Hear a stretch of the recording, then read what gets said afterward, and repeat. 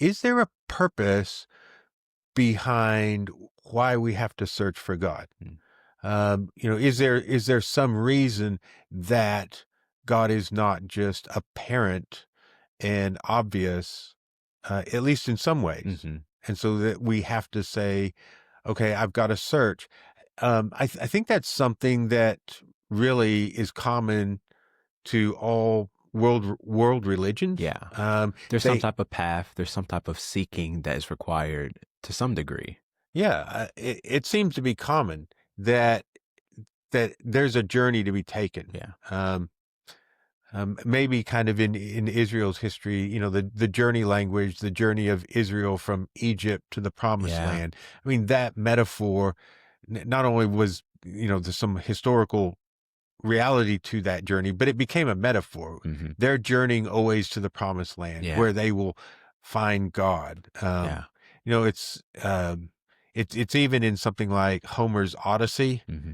where it's a story about goes off to the Trojan War, but then you've got this whole story about the journey back home and all these encounters. And he's not, Homer's not just writing, well, let me write a fantasy novel. Mm-hmm. It's symbolic as he encounters different things on the way, the Cyclops, the temptation of the sirens. Yeah. He's saying something about life. We're all journeying home. Yeah. We've gone off and we've got to take this journey back home. Yeah. So it seems like there's this constant recognition that it's a journey. Yeah. And I think about a reluctant journey someone might take. And I think about the prophet Jonah, who God is trying to invite him into expanding his viewpoint about who's included and who God calls his own. And he's kind of fighting against that journey. Yeah. He doesn't want to take He doesn't want to take the journey. Another example, I think, is Jesus's parable of the prodigal son. Mm-hmm. It's leaving home.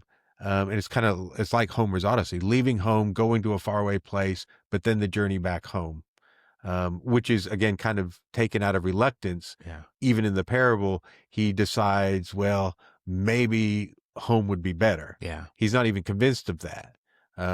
So there again, journey metaphor.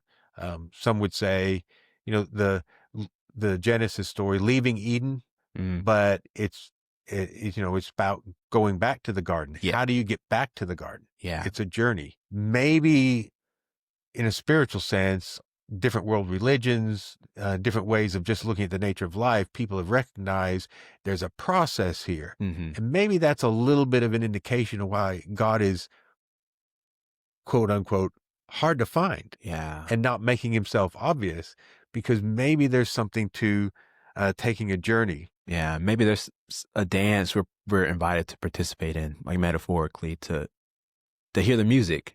Yeah. Now, I'm using a lot of metaphors here, but yeah. And you had mentioned some movie metaphors. What were you saying? Iron Man is a good example. I watched that recently, and I'm thinking about the one that came out in 2009.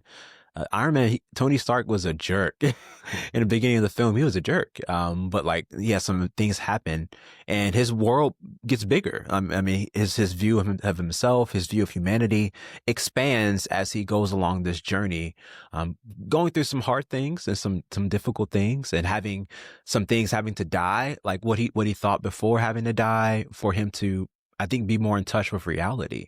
And I think in a lot of ways, that's something that we experience.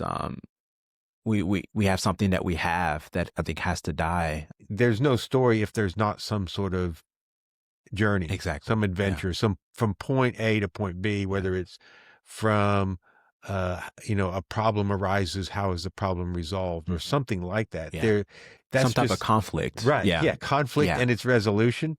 So it's very much part of our human condition, and we recognize it in our movie making, in our storytelling, that the nature of life is to take this journey.